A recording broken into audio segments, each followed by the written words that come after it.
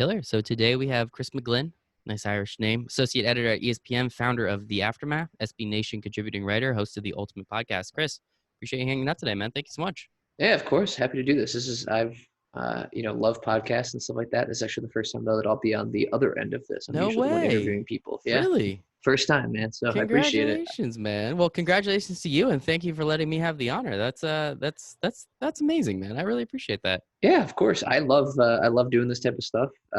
Hey, I like what you've been doing. I know you had a friend of mine, James Shiano, on not that long ago, so I had a chance to listen to that one. That was a great conversation. Check out his episode. Yeah, definitely. Give you a little plug there. Definitely. Yep, No, seriously, appreciate that was a lot of fun. That was a really cool one. You guys have tons of baseball stuff and a lot more than I've known James for a very long time, and I learned a lot more about James than I think I even would have guessed that I could have in that interview. Look at that, man. That's all. I legitimately just love this medium. I love doing this. It's by far my favorite thing I get to do. I am genuinely interested, right? There are so many cool people in the sports industry doing so many different things. I mean, I'm talking to you today.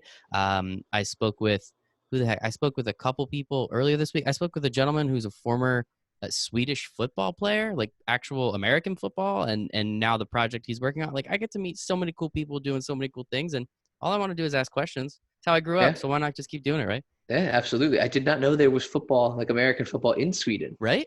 I didn't know that's a thing. After the I'm gonna heavy air quotes collapse of NFL Europe, that was rough.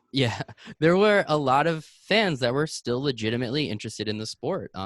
And they a lot of the players that were there not all of them came back home, and there were certain countries that created like 8 and 10 team leagues, and he was in one of the leagues in Sweden, and he was there for like 4 or 5 years. Played in Sweden, played in Italy, and he said it was like pretty legit. Like they would get people to come to the games. There was media coverage. You just don't hear about it because I mean soccer dominates there like football does here. So absolutely, that was what I was doing at SB Nation. Was I worked for Coming Home Newcastle, so it was all Newcastle United stuff. I know that that was actually the year that I joined. Newcastle had just been relegated, believe it or not, so they were down a division, which sucked. I'm a big Newcastle guy, but it was just still like the amount of coverage.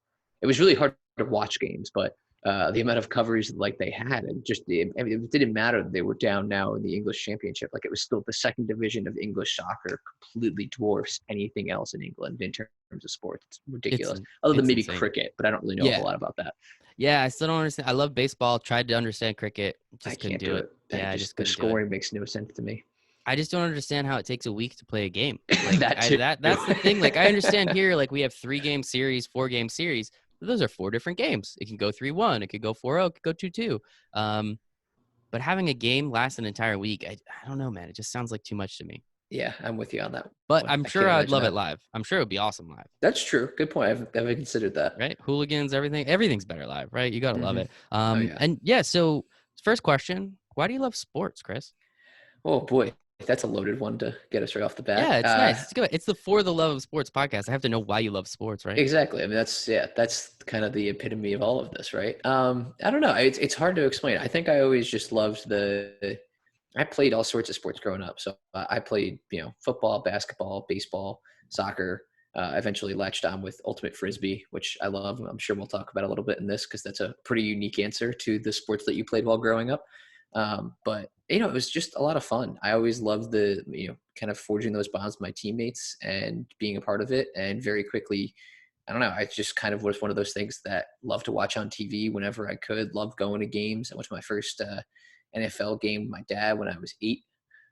The only thing that he really told me was that I was not allowed to repeat anything I heard. Which, understandably so as an 8-year-old, I heard a lot of swear words for the first time that, or creative, more than that, it was more the creative uses of swear words that I didn't know were possible before that. Mm-hmm. So, I get that. A lot of my family is as well. I loved always watching, especially the NFL. Like I have my cousins and my aunt and uncle lived across town. And so, I was young, 6, 7, 8 years old. We'd start, they would come over on Sundays. We'd watch games together. And that was just like a really fun family experience. My mom actually, I'll give her a lot of credit too, is a huge football fan. She grew up a Giants fan. Like she grew up during like the prime Giants years of like 1980s and stuff like that. So she still talks about the Big Blue Wrecking Crew and all that. She loves that, loves those 1985, 1986 Giants. She can still name most of that team. I don't think she can name most of the current Giants team, but she can still name that team very well. So it's just, it's definitely been a part of it. My youngest brother is really into it as well. He's a huge NBA fan. So it's always just been, kind of one of those things that we always love talking about, kind of gets us something to talk about, to focus on. And, the competition's always great. And I love the relationships I've built through it. The relationship aspect is awesome. And same thing. I mean, we every Sunday, so my family is very eclectic. My mom grew up a Dolphins fan because she loved Dan Marino. Okay. My dad grew up a San Diego Chargers fan because he loved Dan Fouts. I grew up a Giants fan because I'm here in the New York, New Jersey area, and Philadelphia is the worst place on planet Earth. And my brother was a Steelers fan. Okay. Is a Steelers fan because for whatever reason, when they drafted Ben Roethlisberger, he was still really young, and he was just like, "That's cool, like all right." And then somehow just became a Steelers fan, and we didn't really understand it. And so my whole family, we're all different than my cousins and aunts and uncles. My uncle's a Raiders fan, my one cousin's a Jaguars fan, the other's a Broncos fan, and then 2 Cowboys fans. So like we're all across the board, man, all across. The board. I've got some of that as well. So my dad is a Giants fan, as my mom is, but I'm a Jets fan. I have been my entire life. And that was a lot of that. Honestly, when I was very little was probably just due to the fact that I like the color green. Okay. When you're 5 years old, it leaves a very strong impression on you. I get that. I wish I had known what I was signing up for then, but here we are 20 years later. And no, the truth is that my aunt and my uncle, my cousins were all big Jets fans. And I think that was a big part of it, was the fact that they were very, invested. And so I just kind of wanted to have that shared thing with them. My dad's a Giants fan. You're going to hate this one. My youngest brother is an Eagles fan, diehard Eagles fan. No idea how the hell that happened. Joke's on him, man. The joke's on him, not me. It's fine. Yeah, it's okay. Actually, the joke's on me because so far that's true. Yep, good point. The Giants and the Eagles have won Super Bowls in my lifetime. The last time the Jets were even in a Super Bowl was 51 years ago. So I obviously was not around for that. But and then I've got an uncle and a cousin who are both Cowboys fans as well. And then I've got a youngest cousin who, it's funny, he's like a self-proclaimed Jets fan, but he basically just latches on with like popular players. So like he'll just support, like there are certain guys that he just becomes like a huge fan of. Like he got really into Ryan Tannehill for one reason or another at one point. He had a Tannehill jersey. No, this was a couple years ago now. Whoa, yeah, he's kind of weird. Very young. He was maybe like 7 when this was happening. Okay, so I don't know we'll give him a pass. I think it was one of those things like he loves to collect like player cards and stuff like that. Like, you get all the different athletes on there. And that was one of the ones that he had. I don't know. There are certain players that he's been all over. But that's a lot of how sports is these days. It's player driven, especially. I mean, I think outside of football's different, I think, than most other sports. But if you look at the NBA, especially, I think is a great example where it's just the player. I mean, I'm sure there are so many fans now that are fans of the Lakers just because they're fans of LeBron James. Same thing with the New Orleans Pelicans. It's just because of Zion Williamson. And to be honest with you, it goes even beyond the men's game. This year, I've loved watching. I try and watch Oregon women's hoops whenever I can because Sabrina Ionescu is freaking unbelievable. Yeah, doesn't she have like the record for most triple doubles of like all time at this point or something? She does. She has most triple doubles of all time of any college basketball player ever. And that means like men's, women's. Yeah, like that includes like Oscar Robertson. Like that. Like that includes like some of like the very best college basketball players we've ever seen. And guys that were known, like the men's players that were known for triple doubles. And granted, Robertson, I guess, did a lot of that more once he was in the NBA. Yeah. But I mean, she is just so much. I actually had a chance to go watch play live a couple weeks ago. They were playing UConn. I live in Connecticut now. And so I went out to Gamble. It was my first game at Gamble Affiliate, which was a lot of fun. And so, I mean, UConn got smoked, but they haven't been that great this year. They haven't been that good at all this year. Well, it's funny. It's like they haven't been that great this year. It's all a matter of perspective. It's like the expectation level for UConn women's basketball is to not lose so high. My expectation for them every year is they should go undefeated. Like that. Right. If not, then it's not a good year. But yeah, they got beat up by Oregon. I feel like they have 3 losses this year, which again, South Carolina, like crazy, and I think Baylor was the other one, which are all very. The thing is that I've actually the last 2 years become very big women's college hoops fan, and it's like kind of the reason why. I mean, last year was good for the men's side of things, but especially this year, it feels like there are no dominant teams. There's no anybody that's like the storylines, I feel like just aren't as strong this year. And that's not like an indictment on college basketball. It's just, how it seems to be this year. But the women's game, it's just like there's always like 10 teams that are really good. And especially, I mean, it's been UConn forever. Tennessee back in the day was very good. They're kind of on their way back up now. Baylor's been great. Notre Dame has been really good, but had a massive fall off this year. But the thing is like, especially the men's side of things, you look at, it's like they get through a couple early season games, might get some really good early season matchups, and they go into conference play, and you might get a couple of decent conference matchups or whatever. But like, for the example I could go back to is UConn this year has played Baylor, who's currently ranked in the top 5, South Carolina, who's currently ranked first in the country. They hosted Oregon, who's a top 5 team. They played against the U.S. women's national team in a scrimmage in Connecticut. And they also played against Tennessee. And it should have been a better game, but they also played Notre Dame. So like they really have like an extremely challenging schedule. Like that's something where you don't get a ton of these top 5, top 10 matchups this late in the year, unless you happen to have a year where Duke and UNC are really good, or, Kansas and, the example this year, actually, we're going to get it this week. Baylor, right? Kansas and Baylor are going to play this week. I think it's maybe tomorrow. I don't remember exactly what it is, but those two are playing. That's a top 5 matchup. I think it's actually 1 versus 3. So it's just one of those things where you do get a couple of them, but those are all conference games. Like they're out of conference schedule. These teams play in the women's hoops game is incredible. They really challenge themselves, and it's a lot of fun. I love watching them play. I think the product has come a long way from where it was. That's a big thing. I remember when I first, turned it on, I went to Syracuse University, and when I first got there, they were really pretty rough a couple different times. But then my sophomore year, they made a run to the national championship game.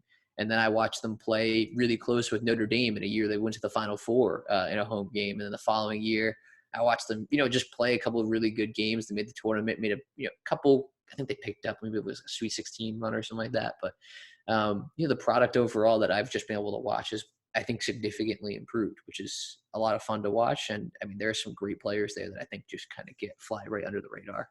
Absolutely. I mean, Elena Delle Donne a couple of years ago, she was bananas. I mean, Maya Moore has always been incredible. I love watching Brianna Stewart, right? Like, Stewie's great. I wish Maya Moore would come back. She's actually sat out. She'll be sitting out a second year now, and the work she's doing is fantastic. Can't fault her at all for that. She's like, I think she's working on like a mission group to like. So I was like, all right, like if you're gonna be like, sitting out a WNBA season, like, guess like that's a pretty good reason to do so. Pretty solid. Yep. Yeah, I mean, Delle Donne's fantastic. Sue Bird is legendary, man. She's so much fun to watch. Diana Taurasi. There's some great WNBA players. I haven't really latched on as much with the WNBA. I'm really, for whatever. I mean, I think it's the same reason I love watching men's college hoops over the NBA a lot of the time. I feel like, you see so many more upsets. You've got a much shorter seasons. The games seem to matter a lot more.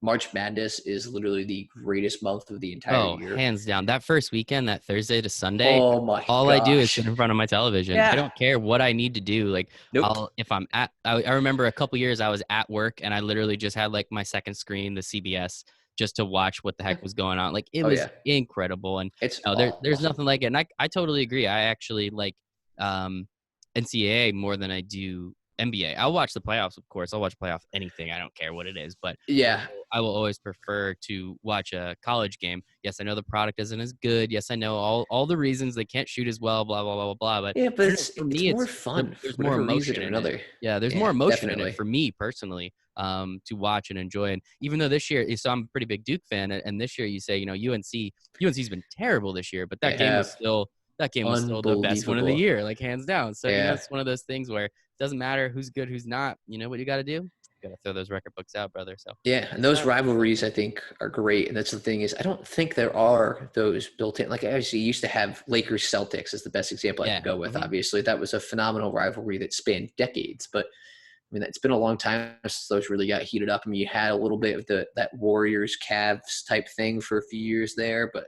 became very one-sided by the end of it. Yeah, right. It wasn't even remotely close. And I mean, other than that, I mean, what rivalries do you have now in the NBA?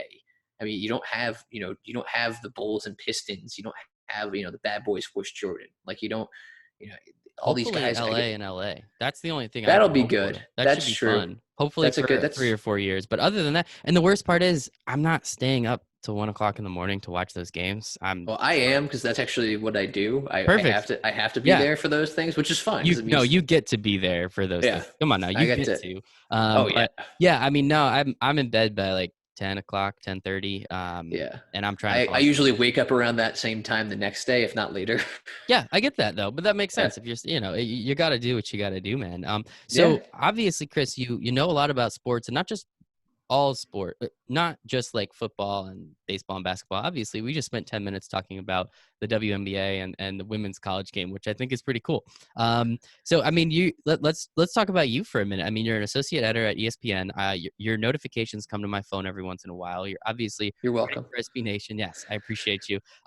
You like the podcast medium as well. You're on a couple of them. I mean, what is it? What was it about sports media that you said, you know what, I want to bank, I want to do this for the rest of my life?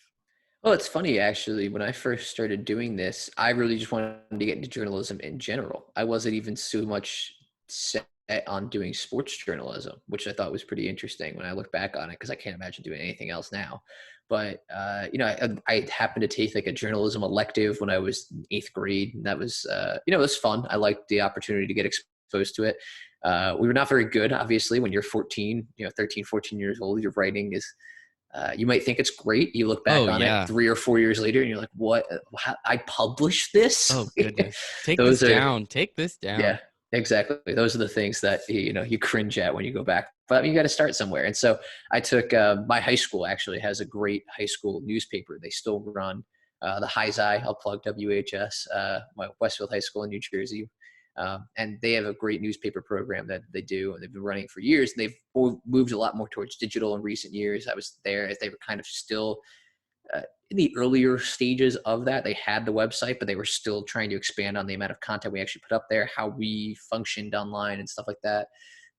So I did that for 3 years. You take a journalism one class where it's half year elective. You don't really do a whole lot. It's a lot of just writing samples and stuff. The following year you go, and it's actually good because you can go and you become a copy editor, which is like a great way to kind of get your foot in the door and really learn the whole process as a junior. And you do that while the seniors, the year above you, work on the paper. They're the ones that are writing the stories, publishing everything.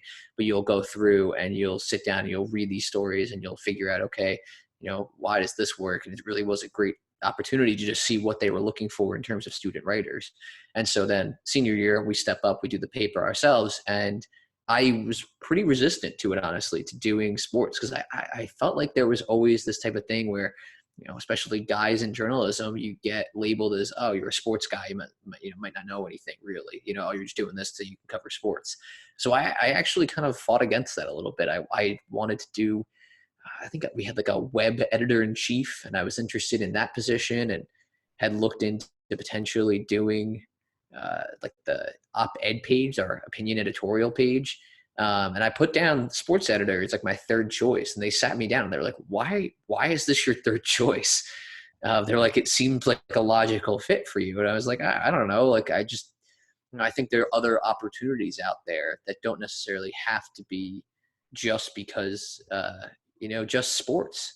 And I think that ended up being something that I found a way to kind of incorporate both into later. But I ended up being the sports editor through my senior year, which was a great opportunity. Loved that experience. And then as soon as I got to college, started doing, it was one of those things. It's like, as soon as I started doing it, it was like, yeah, what am I, like, why did I resist this? Like, it was just, it's so much fun. I've always, as you can tell, love to talk about sports. I talk a lot in general. I Me launched too. this, yeah, hence why we're doing the That's why I podcasting love thing. this microphone. Exactly. So, I started a blog when I was a junior in high school, mostly because my fiance now, who was my girlfriend at the time, was, sick of listening to me talk about sports, because she just was like, listen, like, I'm an NFL fan. I don't care who's going to sign for this amount of money during the off season, or why you think the NBA season is too long. Like, I just don't care. So I started taking that stuff online. So it's, one of those things that I just loved the opportunity to just discuss these things. I think sports is such an interesting forum, but there's also the opportunity now, since I've started doing this more and more, I have my own podcast that I do about ultimate Frisbee, which is a whole other thing entirely. But I think one of the really fun things on there is I've gotten a chance to talk kind of through the lens of sports, but about some really like serious real world issues. I've had a chance to talk to people people who have contemplated suicide and have gone through depression and battled, bipolar disorder. And then I've also had a chance to talk to an athlete who had won a national championship while going through chemo treatments while fighting off and battling melanoma. And I've had a chance to talk to people about race in sports and how that gets affected. And I've had a chance to talk to, it's just honestly the opportunities that they've found that they never thought would be possible, the places that they've gone through sports. And it all is tied back to this general idea of sports, where we're talking about real world things, which I think is why I always was so resistant to it, because I always felt like, oh, it's like, you're just going to talk about the X's and O's, or, whatever you want to call it. But there's really so much more that you can do with it. And some of the best sports stories out there are really just human interest stories that have a sport tie. Exactly. That's the stuff I think that I've really fallen in love with, and which is why I think podcasting is a great opportunity. You can do those things. You can explore those stories. You can do everything. There's so much versatility with it. So that long-winded answer was, essentially I found that there's so much more that I could do with it than I ever thought possible. And you keep doing it, man. And I think it's really interesting. You start out at a paper, then you start writing, and we'll get to Ultimate Frisbee. I promise. I won't hold you to that either. I'll get you there. But I mean, now it's really interesting because it's very difficult to just be a writer now, right? Like, it's very difficult to just be a podcaster. You essentially have to be like a complete content creator in some way, shape, or form. You have to be on the internet, on YouTube. You have to be doing live streams. You have to show your face, even if you have a face like mine that's made for radio kind of thing. Like, thanks. You look good. Don't worry. Appreciate it. So like, how have you been able to evolve in your career and understanding that, okay, maybe this is what I'm best at, but now I have to start getting better at these other things, so that way I can eventually become just someone who does whatever, whenever, however they want me to do it? Yeah, that's definitely, I think, a unique challenge to this now, and how the whole industry has changed over the last couple of years. I actually was lucky enough during my senior year of college to take a class with Rich Cimini, who's the Jets beat writer for NFL Nation on ESPN, which is and he's been somebody that I've read for a long time. I'm lucky to consider him a friend and mentor, and he's been fantastic. But I took a class with him, and it really was so interesting to just hear. He did kind of similar things. Started out at Newsday and wrote for a lot of Long Island papers, and eventually latched on to ESPN. And just since he's been there, which has been over 10 years now, he's been there for quite a while, it is one of those things that he's seen so much develop, where now he's going on TV and he's doing TV hits, and now he's posting stuff on, social media has completely changed everything about how we do Twitter all of this. Has completely changed sports. It's unbelievable how much Twitter has become integral in sports news. I mean, you look at the number of just the video content that goes up there, the live streams, the highlight. I mean, if sports were not already highlight driven enough, I mean, Twitter amplified that by 150 times. It's incredible. But then you've also got people who literally have their livelihood depend on getting tweets out. And that's, the examples I'll go to, Adam Schefter and Adrian Wojnarowski.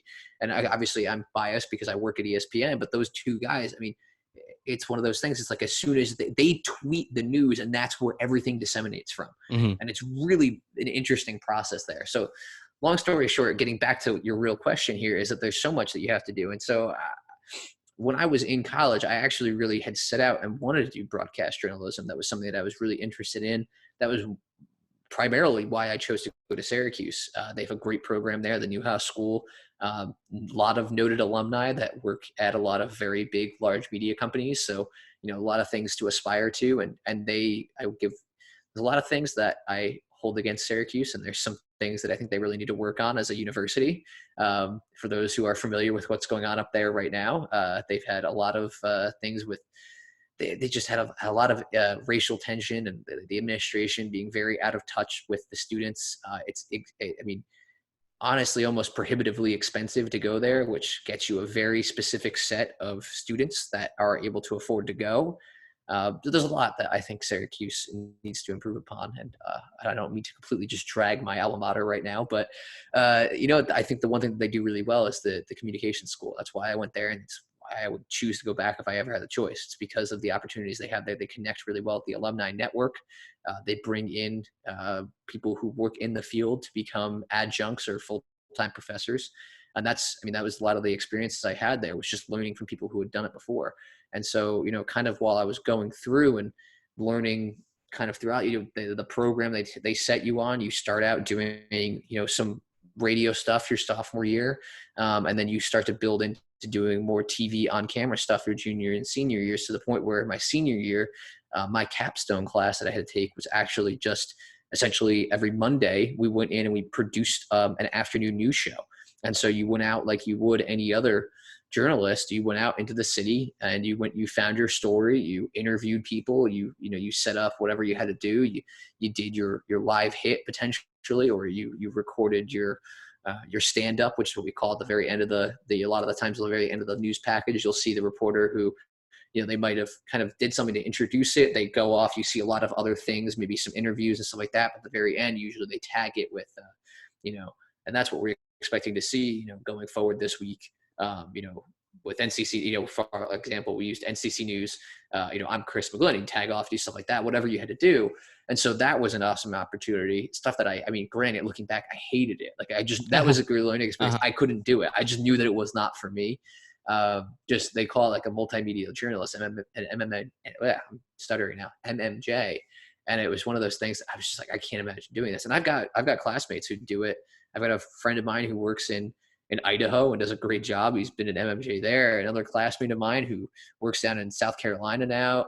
There's a lot of, talented people who could do it. I just realized it was so not for me. But that was, while I was kind of doing all of this, they also have a great on-campus radio station that a lot of the students run. It's WAER. It's actually an NPR station. But that's where but that's actually where it's the home of all Syracuse men's sports. So they do the football, basketball, and lacrosse play-by-play radio broadcast there. They have pre- and post-game shows on there. They do a couple different things. And so I jumped into that when I first got there on the play-by-play side, trying to, and it's super competitive, very difficult to get through there. I mean, you're not getting on air until you were a junior or senior at Syracuse. It's just, there's no opportunity. And because of that, they have usually put out a very professional product. I mean, they've turned out, are you familiar with Ian Eagle? I've heard of him once or twice. The beard. So his son, the bird and the beard. Yes, my apologies. Yeah. No, you're good. His son Noah is a great example. He actually he went through, and he was clearly, obviously, has the benefit, I guess, of having a dad who's in the industry. So he not to say that he didn't earn anything he got, but it's more that he was just exposed to it earlier. So I think he's gotten so much more practice at it. But he is so fluid as a junior in college. I mean, this kid was ready to make the jump and probably go on national radio broadcasts. I remember we were playing in a game, I think in the ACC tournament, Syracuse was against Miami. And he was down in Miami, and they was doing the game, and his dad happened to be calling the game on CBS while he was calling on the radio. But that's pretty cool. It was really neat, but they cut actually over, and they played WAER's broadcast on CBS for probably 2 minutes of the game.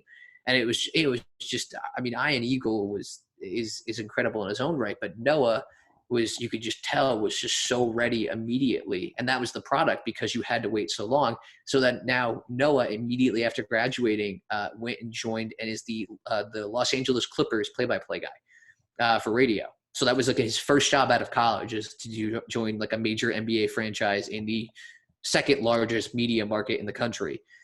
And become their play-by-play radio guy. So it was just, I mean, those types of things where that's the type of talent that Syracuse will turn out.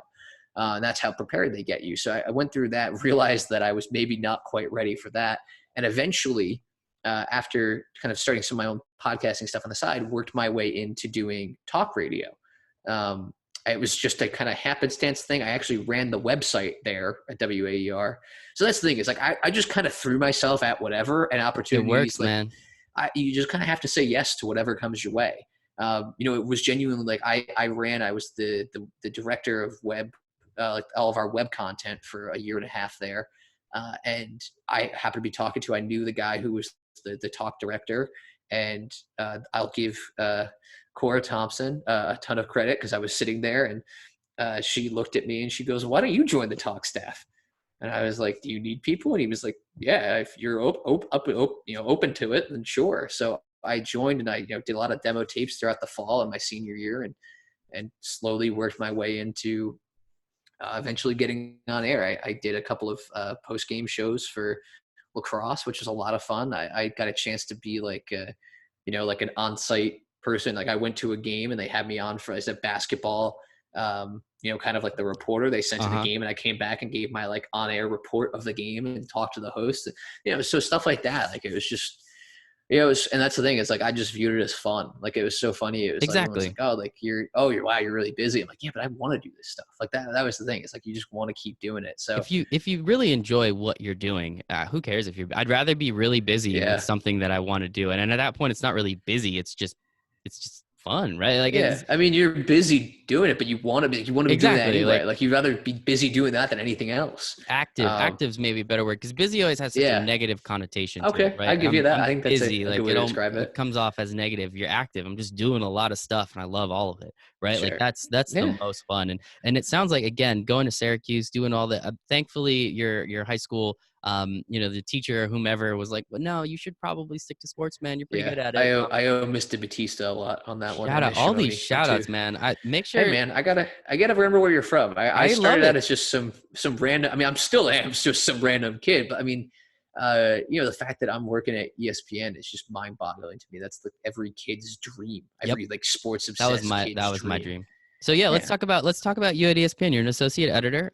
Not really sure what that means, but I know it's a pretty vague title for a reason. But the coolest part is, and I apologize for cutting you off, but I said it before, and I want to make sure to say it again. When you get notifications to your phone, not most of the time, some of the time, Chris is writing those notifications and sending them directly to you. So what's your list? You have a list of about 30 million people you can hit every once in a while? Yeah, that's our breaking news list is well over, I think it's like almost, it's approaching 35 million people. I mean, it's crazy. So the team I'm on, that's the thing. So I'm an associate editor, but I'm on we call it audience engagement, which is a little bit broad because some of the things we do are kind of broad. Like the responsibilities I have mostly are programming our internal sports pages. So the NFL, NBA, MLB, all that stuff. We're placing content on there. We're making decisions about how high it should be on the page based on the engagement we might be seeing from our analytics tools, stuff like that, and seeing, okay, this is brand new. Let's get this up there. Hey, you know what? This has been a lot of chatter about this on social media. Maybe we push this up a little bit, stuff like that. We try and pay attention to those trends and make decisions based on that.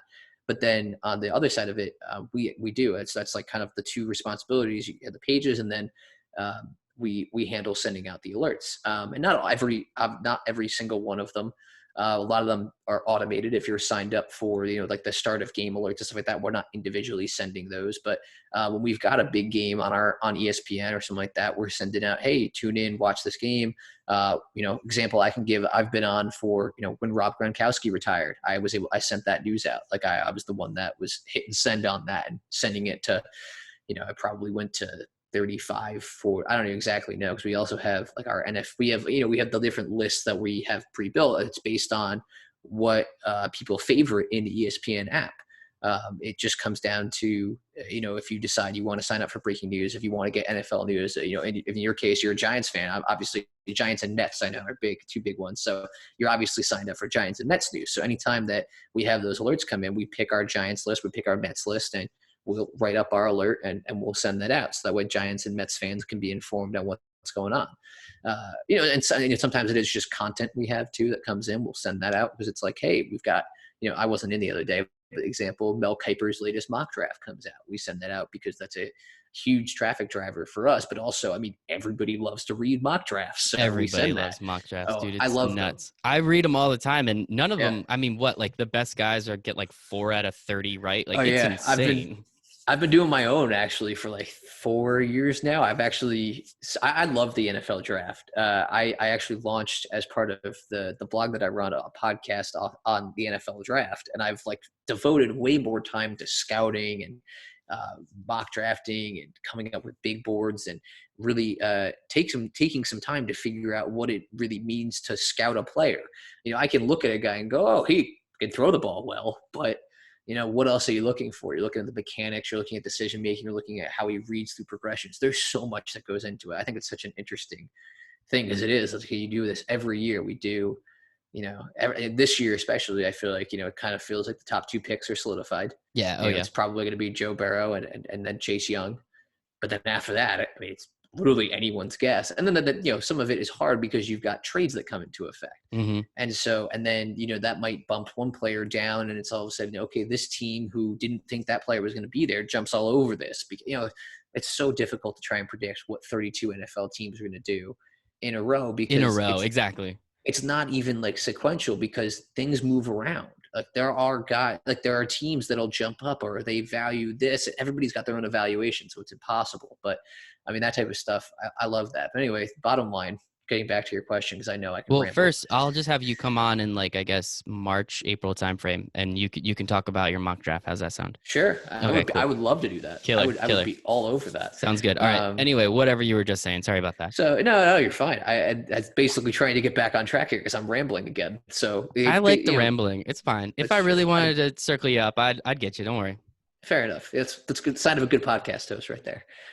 So it's one of those things where we have kind of those split responsibilities where you've got the pages and we've got the alerts, and those are kind of two separate shifts. So I kind of go back and forth between them. I haven't been given the responsibility yet of running the front page of ESPN. I've only been there for a little over a year, so eventually that could be something I'll work my way into as well, which is really cool. I mean, you look at any given moment, we have upwards of 80, 90,000 people looking at that page. It's insane. I mean, it's just easily, minute to minute, that's how many people are on there. It's easily one of the most visited pages. I mean, I know it's a lot of people's just homepage. Like, oh, you bring up Google Chrome. Okay, cool. Exactly. It was, and it still is mine. See, it's like, I mean, how that's it. It was what kids, as you said before, what kids' dream wasn't to work at ESPN in some capacity, right? Yeah, and now, if you're a sport-obsessed kid, why not? Why not, right? Like, I'll just get to talk about sports all day, right? Like, that's everybody's dream. Yeah. That's my dream. That's your dream. You're living it. I just get to do this. I don't get paid for it yet, but one of these days. And I mean, it's so much fun. And with that in mind, like with the future of sports media, I don't know if you have any interesting takes or we want to Stephen A and Skip Bayless this shit, but I'm definitely kind of curious, like especially with podcasting becoming so much bigger. I know that's something that you're very passionate about, and that's something that you're very, you've been doing it for years at this point. Like how much more do you think sports media changes with Instagram, Twitter? I mean, I know that gentleman over from Bleacher Report, ESPN poached him to come over to do the Sports Center stuff. Can't remember his name off the top of my head. I'm totally spacing as well. He was the House of Highlights guy. Yeah. I can't. Raja. Yeah, that sounds right to me. But I'll be honest, I would have to look it up to be sure. But yeah, so how do you feel like the future? You've seen so much happen, as you said. Rich Cimini has seen so much happen in 10 years. What the hell do you think the next 10 years looks like? That's so hard to predict because technology changes so quickly, and that's the thing that you never really know. But I give a lot of. I mean, I obviously can see the inside of what ESPN does a lot, and I can speak to that a lot more. But I mean, Bleacher Report does, and this is the one thing I'm going to give them a little bit of credit here, which is I have a friend of mine who works there. So enjoy this, Eric, because you're not getting any more praise from me. Shout out, Eric. Yeah, he works at the Bleacher. He works at Bleacher Report. We like to go. The two of us trade barbs every once in a while about which company is better. Which, let's be honest, we know it's ESPN. But, it's quite obvious. Yeah, but at the same time, no. The Bleacher Report does a fantastic job. They capitalize so well on everything to do with social media. I mean, and the thing is, it's different. And the thing is, like sometimes they do rush into things sometimes to the point where they have to go back and make some mistakes. But the fact they are more often than not, they are the first ones there on so much of this stuff, and they do so much of what they do is highlight driven. And I think we've just seen it's like, unfortunately, in some aspects of this, it's like our attention spans are so short now. There's only so much time that we can really be held. I even find it with myself. There are some great long form journalism stories that I love to sit down and read, but how much time do you really have to sit down and do that? Like I'm on a day off, sure, but if I'm getting ready to go into the office or something like that, like I got maybe a minute and a half to start and sit down if I want to read this thing. So it's like I got to be able to consume that real quick, or I only consume half the story. So that's the thing, is I just think we'll continue to see more and more of this bite-sized stuff. This stuff that just is like a way to catch up, or a way to see what you missed, or a way to just hear what Mina Kimes is doing with the Daily, right? That kind of stuff. So she does. It's a daily thing. I think they're only like 15-20 minutes long. They give you all the information you need, and you're on your way. Now look at that. You plug in ESPN content. Hey, man. You're doing my job for me. You're welcome. Yeah, thank you. No, she does a fantastic job. Mina Kimes is great, and I really love the daily podcast. That's something, it depends. It could be anywhere from like 15 to 25 minutes, but they do something of a deeper dive on kind of like a specific topic. It's almost like it's not quite really a mini 30 for 30, which I love those things. I could sit down and watch 30 for 30 for like a day straight. I love those things. I also love those are great. They do a podcast as well. And sometimes they do some individualized stories on there, but sometimes they just literally sit down with the director or producer from one of the TV versions, one of like, the long form video versions they do of these documentaries. And they talk to them about the process and some of the interesting things they learned that couldn't fit in the film or stuff like that, which just, I don't know. I love that kind of stuff. But with so much of this now, it's like, it's got to be quick. Like you got to be able to consume it quick. So for this, it's like, hey, we're going to do a deeper dive on a topic, but we're going to do it in 15 minutes. We're going to do it in 20 minutes. So you can listen to it on your commute to work. And that's the thing, is like trying to find those times that you can consume this stuff. And that's one of the reasons I love podcasting, is I feel like you can listen to it whenever. Like exactly. You could be, depending on what you do, you could be at work and just listen to a podcast. You could be driving to work and you could be listening to a podcast. You could be walking the dog and you can be listening to a podcast. I mean, there's so many different things like that. Like it's so different. Like you can't watch a video while you're driving. Exactly. You can't like, if you hopefully happen to work not. you should not be doing that. If you work in construction, you can't be there watching a video. Like you can't do that. If you're walking your dog, you could be, but you're probably gonna walk into something or someone. Yeah. So just put in a podcast and listen to that. So that's the thing, is I feel like it's almost like this now, like radio died and now we're finding a new it's not dead, but it's not as popular as it obviously once was. Of course. Anywhere close to. I mean, that's just been the advent of television and digital media. But at the same time, I think it's so funny. Like I've been doing this only for maybe like 2 or 3 years now, but I feel like I've even seen explosive growth in podcasting and stuff like that. Just even in the couple of years that I've really been paying attention to it. Mm-hmm. There's like a lot of untapped potential here. I think I really do think there's a lot with audio driven storytelling that will be part of the future, especially as more and more we see people cut the cord, move away from television. You're listening to stuff or watching stuff on your tablets or on your phone more and more. So that's the thing, is like this is the way to get it there. It's so easily accessible. In 99% of situations, it's free. There's not really a whole lot of paywall to it. And obviously, I think people are still just scratching the surface on how to monetize it. I think that's a big thing that we're going to see change. And this is getting obviously at the very nitty gritty of the industry, but that still is in the very early stages, is the advertising monetization and all that. I mean, so the great question, I've had this posed to me too, is where do you hear the majority of ads for podcasts? Like promotions or whatever. Like what shows or what? Just where do you hear about, like, it's like, if you're listening, like, where do you hear like an ad for a podcast? In those first 2 minutes, which I skip every single time. Exactly. But the thing is, you hear it on other podcasts. Yeah. Right? Oh, okay. Like, you hear them all the time on there, which is such the bizarre thing. Like, it's one of those like things. It's like, really, like, you're gonna, like, you don't see, like, it's not like you have, ESPN's not running commercials for Fox, and Fox is not running commercials for ABC, and ABC is not running commercials for NBC. But I mean, that's just the nature of this. I feel like it's still, people are trying to figure out how to promote these shows in such a unique way.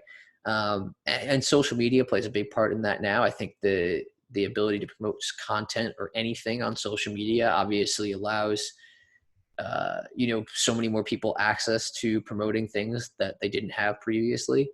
And it's still, for the most part, relatively affordable at this point. I mean, it's the most affordable form of advertising for any of this type of stuff. I mean, it's super cheap, dude.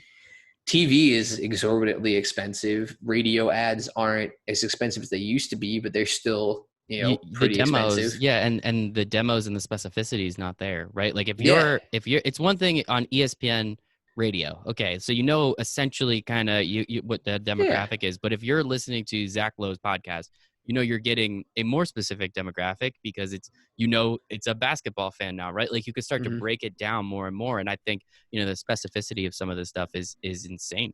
Yeah. And let's be honest, if you're listening to the Zach Lowe podcast, you probably a diehard basketball fan. So it's like you No, can really drive some of that niche podcast. Really? No? I don't really like basketball, NBA that much, but I Yeah. love Zach Lowe's podcast just because of He's really good. the conversational nature. He's very Yeah. educational. Like, I love listening to him. Also, basketball, honestly, the NBA is more about the storylines and the games. As we Yeah, know, we know absolutely. who's going to the playoffs. Okay, who cares? Oh, the 6, 7, and 8 seed might be up for grabs. Oh no, anything but This that. year is more open. I will give the NBA credit. This year is more open than I can remember it being in a very long time. Oh, of course, yeah. We had that super team era that started with the Miami Heat and then snowballed into eventually the Golden State Warriors. Mm-hmm. But I mean, I'm excited for the really, playoffs. Don't get yeah. me wrong. Oh I'm yeah. really excited for the playoffs, but I don't care right now But about I'll say any I'm actually games. I more don't know. excited for the first 2 rounds of the playoffs that I can remember being in a long time. Usually I was Okay. really into the conference finals, and obviously the finals are always good. I remember, I mean, that was really one of the things that kind of made me really fall in love with the NBA, especially the playoffs. Was I remember watching the Heat versus the not Pistons, Heat versus Pacers? Pacers. Yes, back in the like early 2000s when LeBron and Bosh and Wade all Mm-hmm. teamed up. But then you have, I mean, the Pacers were really good. Yeah. And Paul George was there at that Roy point. He was, Hibbert, fairly watch young. out. Yeah, yeah. It was some really just fun matchups. I mean, they were constantly going at it. It was physical. Lance Stevenson, that was the Lance Stevenson. Yep. That was him blowing at LeBron when he, like blowing on him when he was taking a free throw. But there was just like that type of nonsense that came out of those types of series. But it was always super competitive. And even though it was like Miami was the super team, and you kind of expected them to win, those matchups were fantastic and they were so much fun to watch. But now I think this year, I'll be excited to watch like the 4-5 matchup in the early round. I'll be excited to watch even like 3-6 or the 2. I mean, especially in the Western Conference, like the 2-7 matchup. Like you might get like, I don't exactly know what the standings are at this moment. I know the Clippers and Lakers are very close to the top, but I mean, I know the Rockets could end up being like a 5 seed. So what, all of a sudden during the semifinals, like we're going to see the Lakers play the Rockets. Mm-hmm. It's a really good series for like a conference semifinals. Yeah. So, I mean, that's the thing. Is like, I feel like, yeah, I'm excited for this year, especially like in previous years, I felt like, it was kind of like the top couple of teams were really just walking through till they got to the conference finals and eventually the finals. But I feel like this year's a little different. We've got a very different approach to it all. We'll see. But I just want to see the Lakers Clippers, to be totally honest with you. That's what I'm most excited for. Give me that Western Conference Finals. That's what I want. And then whoever plays the Bucks. That's cool. I think that those would be the two best series that we could have. So we'll see. But going back to the what we were actually talking about with podcasts and everything. You do that a lot. No, it's cool. It's cool. I like that's a real conversation though. Real conversations take weird turns, but I kind of want to go back to this because it's relevant to what we're talking about and what we're doing. But with the opportunities that come with podcasting, I agree with you that even though there are some people making boatloads of money, I think networks are really going to start taking over. Networks such as like iHeartRadio, NPR are already doing that. ESPN obviously has all theirs. Barstool's doing their thing. So I think with each of these will grow more specificity and just as with TV, like in the beginning when TV like used to draw a 38 for like Friends on a Thursday night, like now you're happy with a 3. Right. And like, so I think the same thing is going to happen to podcasts. Exactly. I think the same thing is going to happen to podcasts over time is, there's Joe Rogan is going to be Joe Rogan. People love who he is, what he does and who he talks to. And then you have, my girlfriend listens to a couple that are all about like murder and stuff. And I don't understand it. I don't listen to them. I think they're terrible, but that's fine. Whatever, to each his own. And, so there was a couple that really came out, but now it's getting super specific where you have one about ultimate Frisbee. I have one where I talk to Olympic athletes. Like neither of us, let's be honest, are going to get 1 million listens an episode. But at the same time, I see 200-300 people listen to an episode. That's kind of cool.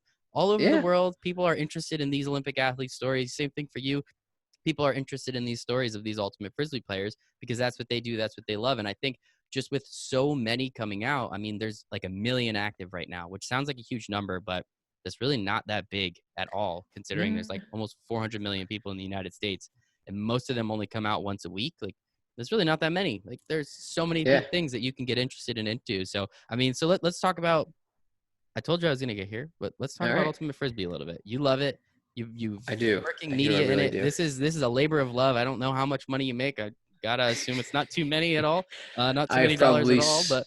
I have probably sunk way more money into Ultimate Frisbee than I I was would gonna even care say, to yeah, admit. I'm And sure. that's across the board, not even just media. I've been playing for 10 years. Like I love this thing, man. And Exactly.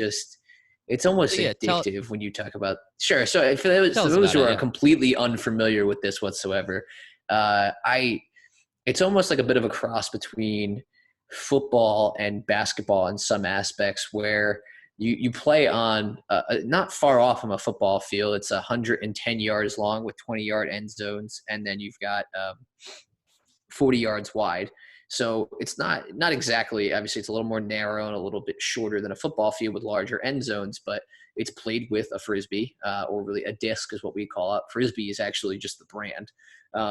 Fun fact for No people who don't know that. way. Yeah. That's Kleenex, actually, tissues, we got cotton yeah. swabs and Q-tips, and now we got Frisbee and disc. Look at that. Yeah. Learn So it's something new. just it's a flying disc technically, which is why I think it's the World Flying Disc Federation is like the kind of like the global governing body of all of this. So, but I mean, it's non-contact for the most part. Obviously, there's a little bit of bumping and stuff like that. I compare it a little bit to like what you see sometimes in basketball, where obviously like there's going to be some physicality. You're going to put your body into somebody else, prevent them from running one way or another.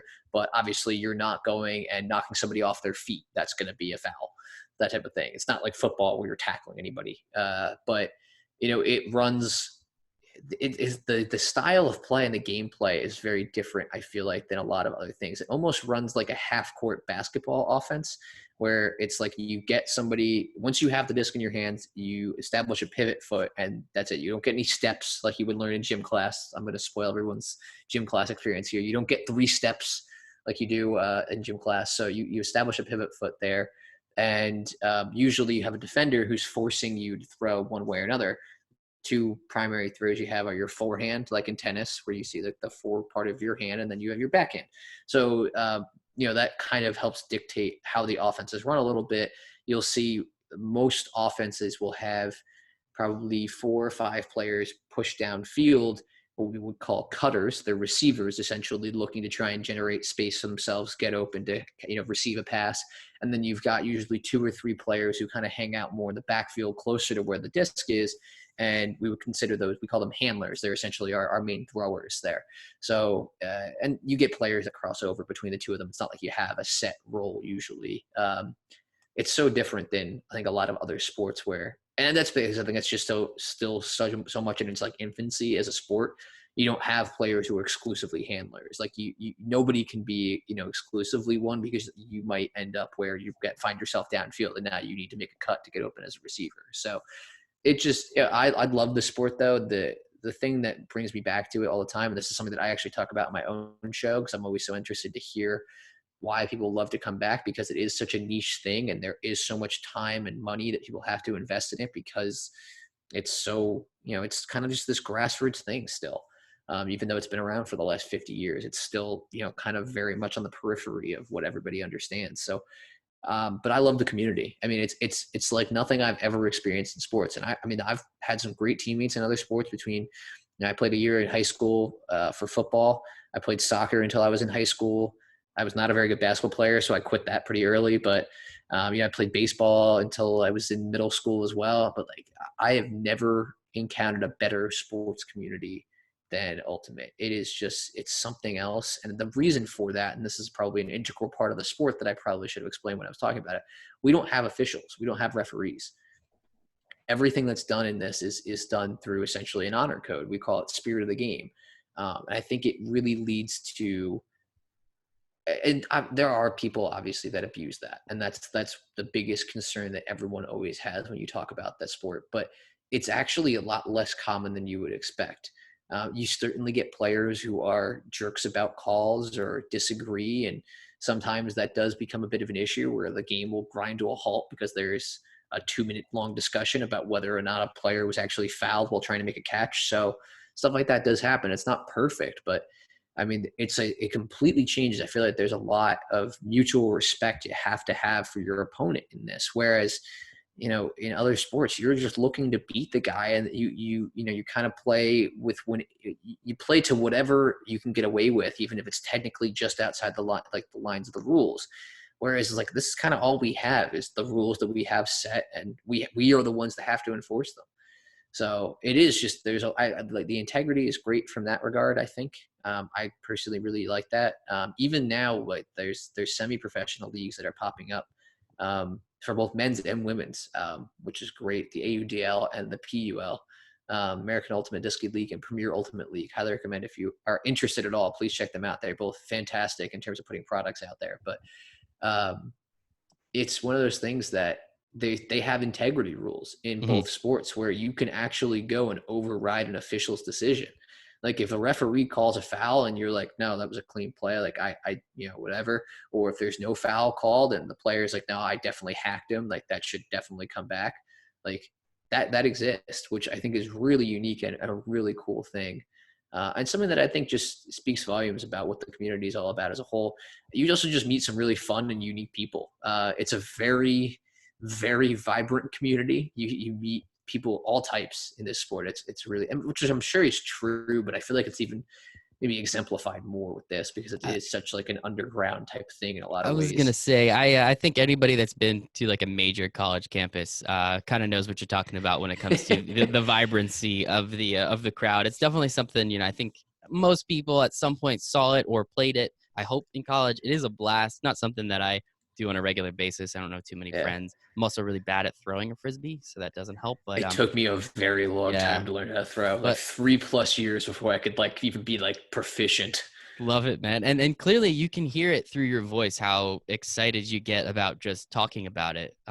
That makes me understand why you sink so much of your time. Sink, that's a poor way of saying it. No, but it's true. Enjoy. I do. I get my own personal reward out of it, exactly. But like I'm not, I did. I will say so. Sinking time sounds like a negative, though. Remember what we were talking about before, busy, active. Enjoy so much of your time that you spend, just creating the media around this sport where there's not so much yet. But hey, man, it's something you love. It's something you want to do, and it gives you extra reps, gives you at bats, right? But it also gives you the opportunity to share the stories that you love, like you were talking about before, and share the sport that you love to more and more people, hopefully. Yeah, well, I think the really neat thing, and I'll kind of give this as a recommendation, if there's anybody who happens to be listening to this that is interested in starting a podcast, find your niche. Find something that is kind of specific, because you could do a general fashion podcast or you could do a general politics podcast. But the truth is like, if you're somebody who's doing this like we are in our basement or in our closet or whatever we can find space to do it that's soundproof enough, you're probably not going to have a huge following. You don't have a budget to really do any of this. So the way you find a way to build an audience is find your niche, find your way to find like people that are interested in what this is, that maybe there isn't something that already exists there. And there are other ultimate podcasts out there. I obviously went with the most generic name I could possibly go with this. So I literally named my show The Ultimate Podcast. So clearly the creative juices I'm still working on. Love it. Love it. You're good. You get there.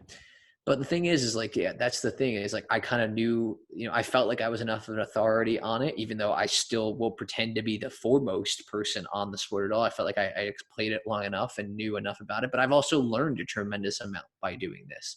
And it's fun because that's the thing is you might find yourself in a situation to take on opportunities you never thought possible. I've interviewed players who are legitimately at the top of this sport, players who have won gold medals playing for Team USA doing this. And some of them I consider friends now because of the fact that I've had a chance to talk to them. And that's the thing is like, I would never have anything close to that type of access if I decided that I wanted to sit out and do a podcast just about the NFL. I'm not calling up Tom Brady, Drew Brees, and, Bill Belichick to sit down and have a conversation on my podcast. But I can reach out to a friend of mine and say, hey, I know that you've played with this guy previously, or, hey, I know that you happened to work with this woman previously who helps organize things out in California. Like, can you possibly, hook me up with some contact info? So that's the thing is like, I feel like the accessibility is there and you can kind of get in on like the ground floor of Ultimate Media because it is still, Ultimate as a sport is so much in its infancy. And if it's like, you want to say it's 50 years old, which is fairly young, and obviously it still has a lot of room for growth. But if you want to talk about it from that perspective, if that's in its infancy, I don't even know what you want to consider Ultimate Media then, because Ultimate Media really didn't get started until really within the past decade or so. And there's been some other things that have kind of come and gone, and there's a few that have really stuck around and have become cornerstones of like Ultimate Media. But it's so funny. Like you look at it, there really is just like one big company in Ultiworld. And other than that, like you look everywhere, every other sport has multiple companies, multiple outlets covering them. There are a few, but there's no one anywhere even remotely close to the size of Ultiworld. And that's the truth is, like most people who work in Ultimate Media, myself included, even though if I do some of my own stuff on the side, I still work with Ultiworld when I have the chance to. And that's the thing, is like that there's just so much of that still has not developed yet. Like there's not other companies out there who are hiring away talent. That's just not an option yet. Like it's not, it really comes down to there's not money in it enough yet to do that. And I've made a little bit of money doing stuff for this. They pay me a very little bit to be contributor on the podcasting side of things. I write for them throughout the course of the men's semi-pro season as well. So stuff like that where, I'm making like, maybe $50 a month. Obviously nothing you can sustain yourself on, but it's great because it feels like, I'm getting, the thing is I would do this anyway. And now I'm getting paid to do something I love. Exactly. Right. That's the point. Just where you are as well. Even if you got paid $50, I mean, that's my half of the electric bill most of the time. That's a solid dinner out, maybe not a nice dinner, but like, hey, we're getting an appetizer tonight, babe. This is a good one. You're getting an appetizer, and we're going to Buffalo Wild Wings. Okay, let's get it. All right. But yeah, I mean, it's just one of those things where, I mean, if you could get paid to do something you love, I mean, you were going to do it anyway, right? So why not? If someone's going to give you money to do it, that's awesome. So take it. And also, again, in your situation, I mean, knowing and understanding where you're trying to go and what you're trying to do, which we'll get to in a second. More at bats, the better, man. The more opportunities you have to step in front of a microphone, and the more opportunities somebody has to hear you, the more opportunities you have to get better, practice your craft, master it. And, just by the time you come out, you'll be that overnight success that has been working in Ultimate Frisbee Media for the last 10 years. And everyone's gonna be like, well, where did this guy come from? And I can say, I remember when. Well, I hope so. I hope that they will eventually come. And the thing is like, you're not going to get a job somewhere. Like you're not going to get hired working in, kind of the larger sports media world if you don't have experience. Like you're not all of a sudden going to just come in and be like, oh, like, but I like podcasts, or I listen to podcasts. Like you have to do it to really understand it. And because I don't know, like it's unlike TV or radio where you have a lot of like local stations. That infrastructure is very different. So you kind of have to start on your own, and it's easier than ever. I mean, we both, I know, use Anchor to host our shows. Yep. And I just stumbled upon this more recently, and it's great because now it cuts the cost out for me entirely. Like, I mean, obviously I have to invest time into it, but it doesn't cost me anything for audio storage or putting it out there. So it's literally like the barriers for access are continuing to fall away. And if you want to do something really high end, you probably need to, if you really want to do some like high end audio editing and stuff like that, you're going to you have to pay for it, obviously. But if you're looking to literally just get your foot in the door and try and start something out and maybe test it, and even if you don't share it right away, if you want to just get some reps, like just do it. And that's the only way you're going to get better at it. And that's the best way I can describe it. I mean, I kept pushing for it, but I had never really done it until all of a sudden I've actually done play-by-play for Ultimate Frisbee, which nice. I would like to think I'm actually decent at now. Now that I've got probably like a couple dozen games under my belt over the last couple of years, but it literally just became, I had tried doing some stuff in college for,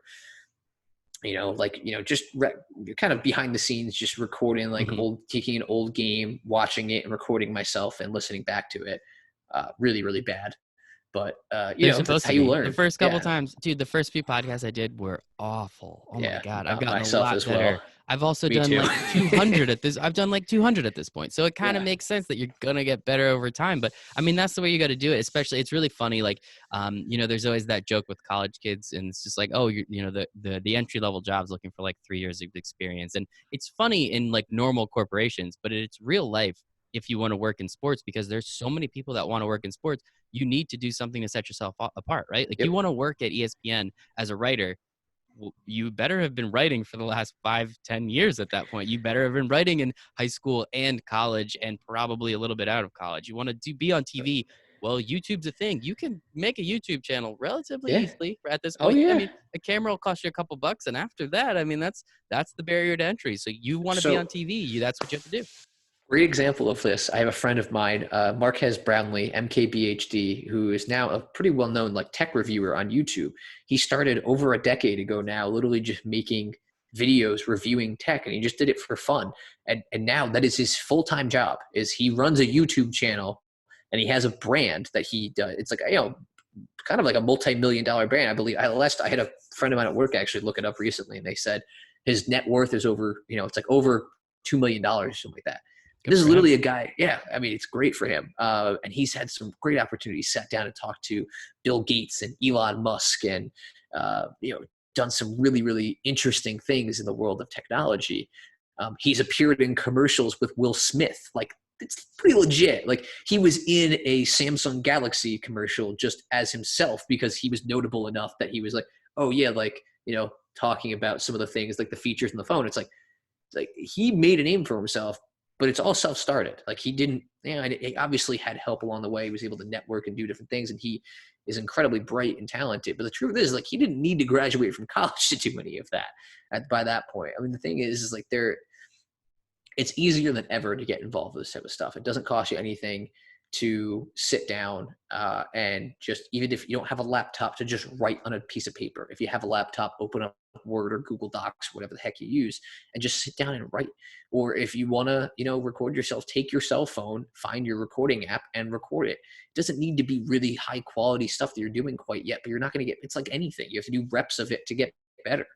I know I'm hitting the point home over and over again here, but it's true. I mean, I'm lucky with where I am, no question about it. I've had some people that have really made it possible for me to get to where I am today.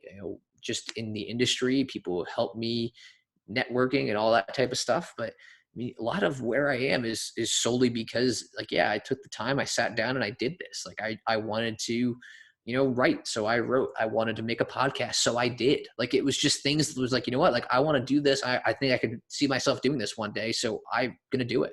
And the thing is, if you didn't go to college for it, but it's something that interests you, then you can still do it. Like, great example, James, I'll go back to him, the guy you had on the show a couple weeks ago, did not go. I think he's a history major. Is that correct? I think he's a history major from Ohio State. He worked in a political office in Ohio for a while, and now is writing for Prospects 365 online about baseball, like prospects coming up, MLB prospects. Doesn't get obviously he didn't study anything that prepared him for that. He was just a fan of it and decided, you know what, I'm going to dip my toe in the water, see where it goes.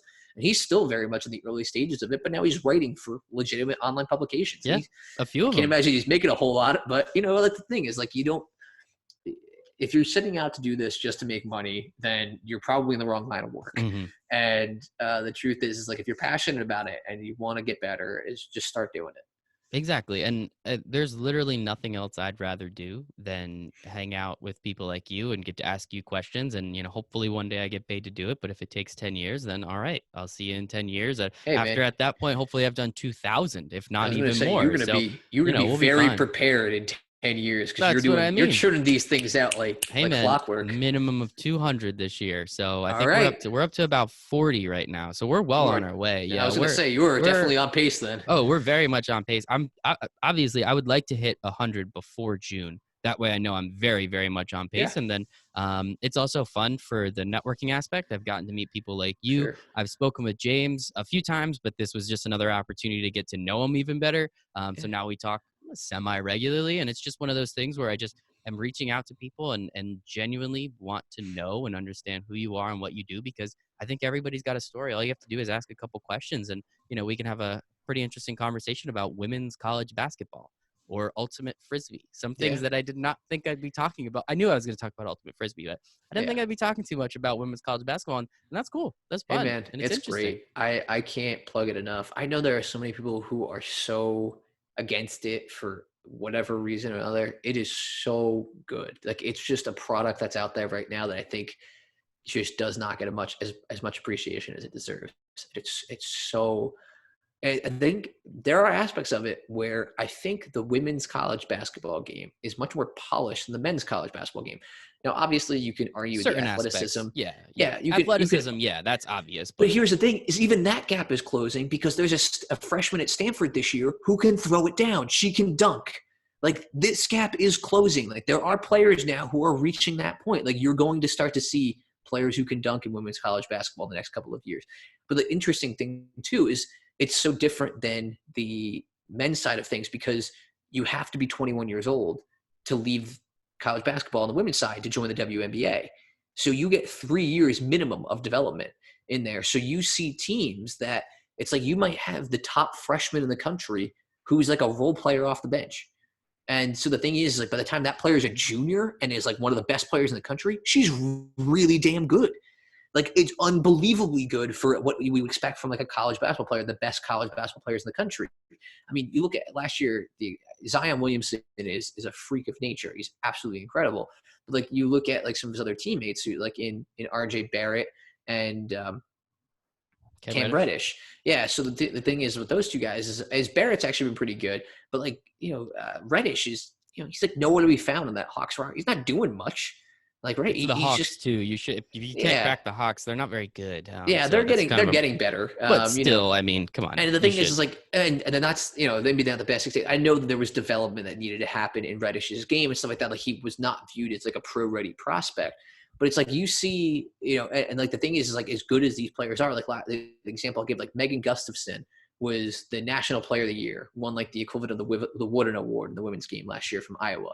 She got drafted in like the third round out of 3 in the WNBA draft and ended up actually getting cut midway through the season. Eventually was re-signed, but like that's the thing is like you have some of the best women's college basketball players out there who legitimately cannot make WNBA rosters. And that's because obviously the player pool is smaller. There's not as many teams.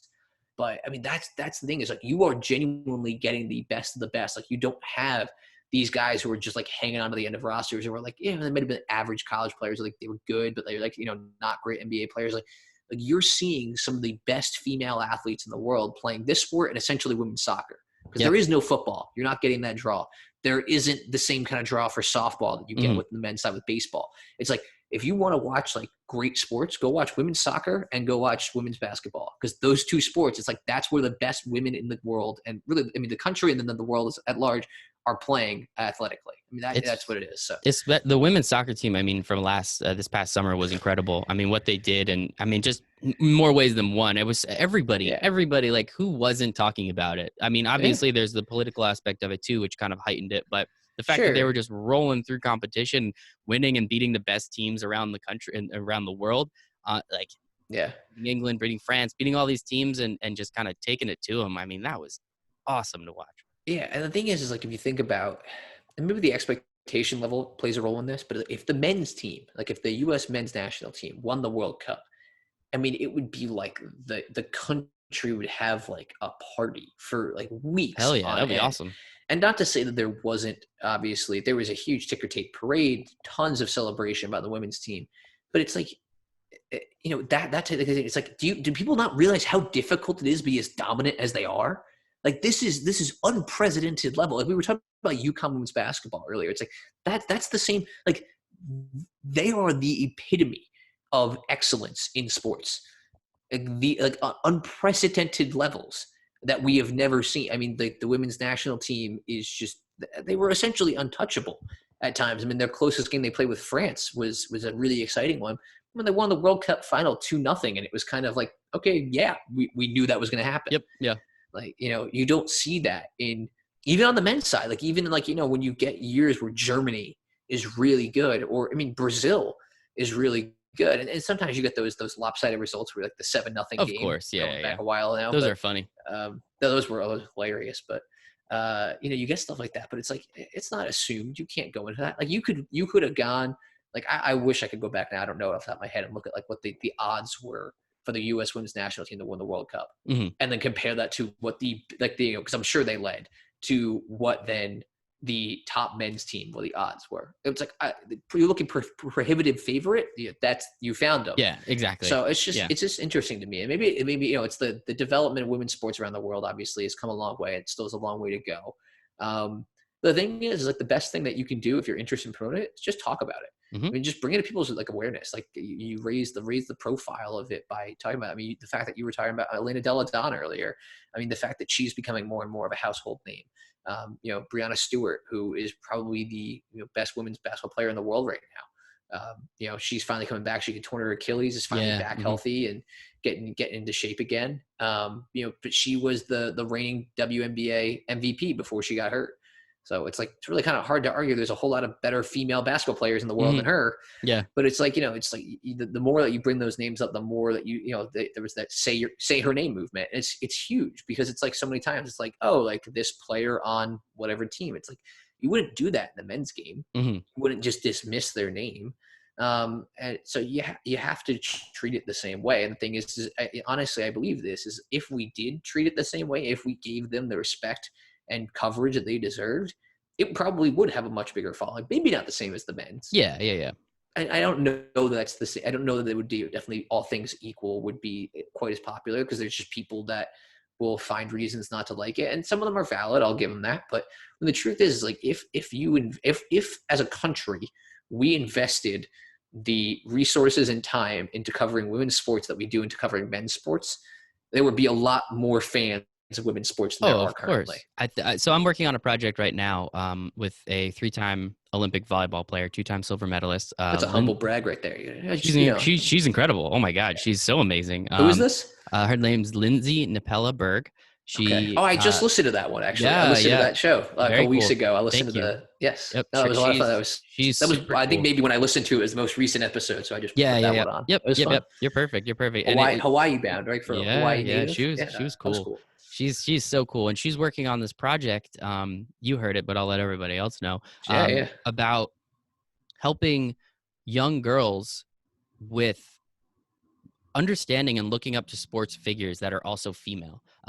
She has all these incredible statistics, 40% of youth sports are played by girls, but only 4% of time on ESPN and SportsCenter is dedicated to women's sports. Yeah. It's one of those things where if we just saw it more often, it would be something that would become more normal, but it really isn't. It's just something that's not. I mean, I'll watch the NCAA women's March Madness because it's just as crazy sometimes. And I want to watch you guys. I really like watching the Final Fours. I will sit down and watch those Final Four games because it's the 4 best teams in the nation. And I want to see the 4 best teams in any sport play against each other in a one and done situation. I don't care what the sport is. I want to watch that. I'll watch curling in that situation. I don't care. So there's so many cool things and there's so many cool opportunities. And I think, women's sports obviously has a long way to go, but hopefully again, the more we talk about it, the more it's out there, the more opportunities there'll be. Yeah, and that's the thing is I think there's so much that people can, it's oh, well, what can I do? It's just have the conversation, bring it up, talk about it, be interested in it. I mean, the fact is it's so true. The more that you follow something, the more that you invest the time into it, the more interested you're going to be. Exactly. I mean, the reason why it's I am a diehard NFL fan. I love watching football. That's because I invest so much time. And I know the players, I know the themes, I know the storylines. I watch football for 9 hours on a Sunday. So yeah, exactly. Yeah, I do the same thing. Pretty invested. Oh yeah.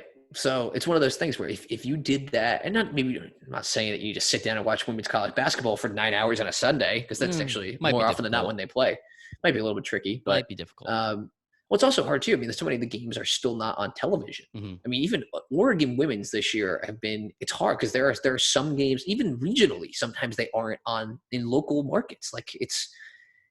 I feel like ESPN Plus has been huge for that. Just to plug your company again, I feel definitely. I see a lot more sports, female sports specifically. I mean, I feel like any night of the week you could watch any college females volleyball team in the entire nation for whatever reason. It's always on, and I mean, volleyball is an awesome sport, as we were just talking about. Helping out Lindsay. But I think volleyball, soccer, all these sports now. I mean, you could watch a lot of women's rugby. I kind of was flipping through the channels one day and I saw that. I was like, what's up? Okay, very cool. So, I mean, I think with the expansion of ESPN into ESPN Plus and ESPN3 and a lot of these other opportunities, I think that's going to help significantly because it's at least bringing it closer to the surface now. As you said before, you couldn't find it. Now it's at least starting to get a little closer to the surface where people might have the opportunity to actually check it out.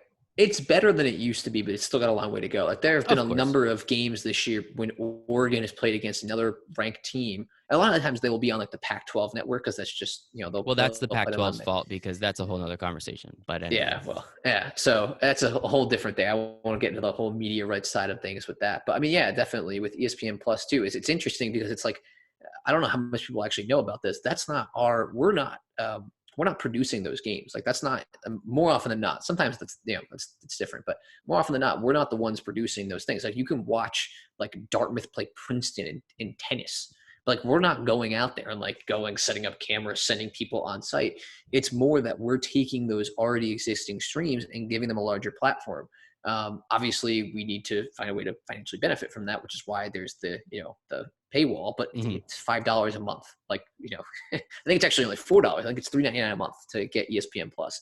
And I can tell you as a person who has ESPN Plus, it is so worth it. I love this stuff so much. Absolutely. Especially we have the Hulu, Disney Plus, and ESPN Plus bundle. So it kind of all wrapped into one. It was very well worth it. Yeah. I have Disney Plus as well. I've yet to get the bundle because I will say one of the perks of my job is I actually have ESPN Plus access for free through work. Whoa. Yeah. So watch out. Cool. Big man on campus. I know. All right, I'm getting comped a whole $3.99. I was going to say, you said awesome. It, not me, but man, all $3.99 of it, it's coming back to you, brother. Yeah, but the thing is like it's cool. I love some of the stuff they've done on there. Obviously, there are so many more live sports you can watch, and it just expands our ability to do stuff behind the scenes. I personally have loved this year. They've done Peyton's Places, where Peyton Manning has gone, done some stuff. I'm still behind on that. I've not watched all of them yet, but I've watched probably the first 15 maybe or so of those, maybe a little more than that. But still, it's like there are some great stories that now get to coming back to that whole storytelling thing. There are some amazing stories that are, kind of tangentially related to sports, but really are just kind of really interesting stories in their own right that even without the sports aspect of it, I think people would pay attention to. Everybody loves a good story, man. Everybody loves a good story, and hopefully everyone will love your story too. And to wrap this one up, we've been talking for a little while. I'm enjoying it. I hope you're enjoying it. Like, I hope everyone else out there listening, they're enjoying it as well. They're probably getting sick of us by now, but no, I think they're fine. If they made it this far, they're having a good time. That's true. The last thing I'd like to talk about a little bit with you, and I don't know how you and I spoke about it on the phone, and I don't know how much you want to speak about it here, but I guess kind of the next career moves that you're looking for. Obviously, you love working at ESPN. You're not leaving there anytime soon. No, God, no. But like, what are some of the things that you're trying to do at ESPN? I mean, being the guy that sends notifications to my phone, really appreciate you. I think that's awesome. But I'm sure there's a couple other things that you'd like to, another couple rungs of the ladder you'd like to get up. So what are some of the things that you're trying to get into now? Yeah, sure. I mean, that's definitely the thing is I like what I'm doing. I cannot complain at all about where I am right now, career-wise. It has been an amazing start. I mean, this is my first job out of college, my first real job. So I did plenty of odd jobs over the summer before I got hired, but we won't get into that. It's house painting. Found out that I could paint houses. Not well, but I could do it. Okay. All right. We'll hire you. So yeah. So it's just one of those things that I cannot complain at all. But if I want to look ahead to where I see myself down the line, I would love to get involved and do some stuff with the ESPN podcasting team there. I think they do some phenomenal work and so many things between. You were talking about earlier the daily podcast, the 30 for 30 podcast. They do the Low Post podcast, Woj's own podcast. Baseball Tonight. I listen to that all day or every day during baseball season. That's my favorite one. Yeah, so I mean, there's so many things, and they're expanding still. They're still adding so much to it. So I think there's so many things that I think would just be fun to do in that. And I love the medium in general. I think it's just such a cool one to work in, and there's so much that you can do because it's weird. Obviously, you're never going to get the same spotlight on it because it's not live. That live sports, live anything will continue to be the driving force behind literally any media ever. It's the only reason I have cable still. Exactly. That's the thing. Literally. You still I will admit that I don't actually have cable, but I still my parents do, so I still use their login for certain things. Okay, I respect that. Yeah, so I can still watch certain things live, and obviously I'm spoiled because a lot of it I could just watch while I'm at work if it's sports because I have to. Heavy air quotes on have to. It's required for my job, but I would probably be doing it anyway. So, it's just those opportunities. That's the thing is one of my coworkers described it once. It's what am I going to do? Go to a job in the real world? It doesn't even feel like the real world because it is literally I work at ESPN. I sit down, I watch sports, and I send people alerts on their notifications on their phone about it. Or I sit and I wait for somebody to hand me a brand new Jeff Passan piece and then, decide, hey, you know what, this is really interesting. This is when hey, we just got something. I'll give the example. The last time I was in Monday night, We had him write a whole story kind of reflecting on how difficult it would be to punish Astros players individually for the whole sign stealing scandal. And that was like, okay, well, this is obviously the biggest story of the MLB offseason. That's going to the MLB lead right away. So it's like, I mean, that's what I get to do. And I get like, that is my job. I get They paid pay for you. that. Yeah, they pay you to I do know. that. I don't know how I managed to convince them to do that, but they still haven't stopped doing it yet. Like, the check still hits and it's still good. So, well, I mean, I think we talked about it, man. We know why, right? Like, it's because you've been doing it for so long already. I mean, not the obviously like, hey, let me send you notifications to your phone. That'd be creepy and weird. But like, it's more the fact that you've been in the media, you've been running your own podcast, you've been writing for however long, you've had your own blog, you've been on TV in Syracuse. Like, all these things obviously add up. And again, it's free expertise, or it's free, it's free work essentially at that point. But now it's gotten you to this spot, which will then get you to more. So, I mean, we know why you got it, right? Like, because you've done it a lot. And, in your first year, you already had 5 or 6 years of experience doing some of this stuff. So it makes sense. And you took the opportunity, you ran with it, man. And that's why I wanted to have you on. I think you got a really cool story, and you got a huge passion for multiple things. Again, not know how much I was going to talk about women's college hoops today, but I learned a lot and I love it, and I'm all for it, man. So, dude, this was absolutely fantastic. Do you have any parting words you'd like to leave with everyone? I just honestly, man, I love the work that you're doing, man. I think this is really fun, a really fun concept for a show. It's not that revolutionary. It's just no, it's not, but it's fun. Yeah, that's all I'm looking for. Is like, here to have a good time, man. Just here to have a good time. The best of this stuff, I feel like, is, as I've said over and over again, it's, there's sports at the core of it, but a lot of times you talk about a lot of other things that don't even have to do with sports. So I appreciate it. I really would like to thank you for bringing me on. I think I had a lot of fun with it. I know that you do, because this is what you do all the time. All the time. But yeah, as somebody who, I have a lot of respect for what you're doing, because I'm trying to I struggle to get podcasts out once a week, maybe once a month, whatever it is. I've got a couple shows that I work on that, it's, kind of dictated based on what my schedule is, what the other person's schedule is. So the fact that you're, already got 40 out this year, I'm like, oh my God, I think I've published 5. But see, the thing is, you're already getting paid to do what you're doing. But not really. I'm doing this on the side. I'm not getting paid to make the podcast. But you're going to. That's the one thing. day, maybe. You're in the spot. Your foot's already in the door. You're already trying to get in on that ESPN podcast. I need to show my worth, man. I got to get that 200, 250 out and let people know that by the end of next year, when I've done 500, people will be like, okay, cool. This guy knows what he's doing. But if you don't mind, where can everyone find you online? Oh, sure. Gosh, I have like a million different things that I do at this point. So if you're interested, I'll boil it down to blog stuff is aftermathsports.com. I've got obviously all my own writing that I do on there. My podcast that I do every week on the NFL draft. I've been pretty good about getting that out on Thursday mornings. So those come out then.